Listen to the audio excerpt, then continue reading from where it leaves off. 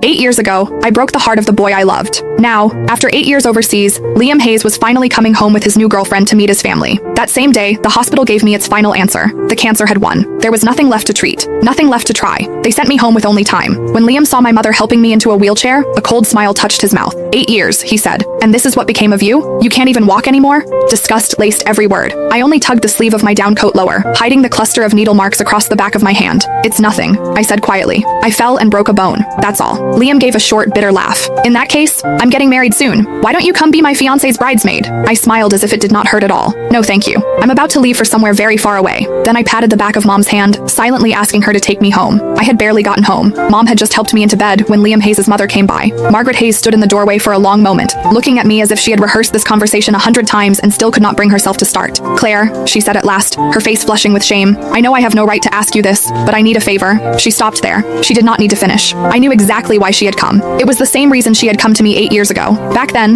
the moment Margaret found out I had cancer, she rushed into my hospital room in almost the same state she was in now. I had not even had time to process the diagnosis. I was terrified, crying so hard I could barely breathe when she dropped to her knees in front of me. Claire, I'm begging you. Please don't drag Liam down with you. He's just been accepted into a program overseas. If he finds out you have cancer, he'll never agree to leave. You and Liam have known each other your whole lives. You've loved each other for so many years. So please, for my sake, let him go. Break up with him. I've arranged everything. I found a boy to help. All you have to do is pretend to kiss him downstairs. Let Liam see it. Make him believe you betrayed him. Then break up with him. That's all. Because of those words, the first thing I did after being diagnosed was not schedule more tests or begin treatment. Instead, I put on the coldest face I could manage, pretended to cheat, forced Liam to hate me, and drove him out of the country without mercy. Sure enough, a second later, Margaret looked at me with guilt in her eyes. Claire, please don't blame me. I had no choice. Liam's girlfriend now was his classmate overseas throughout graduate school and his doctoral program. They're perfect for each other. I really don't want to ruin such a good marriage. You know Liam, he adored you when you were kids. If he finds out the truth about what happened back then, I'm afraid, her voice shook. I'm afraid he'll throw everything away again. So could you stay away from him for a while?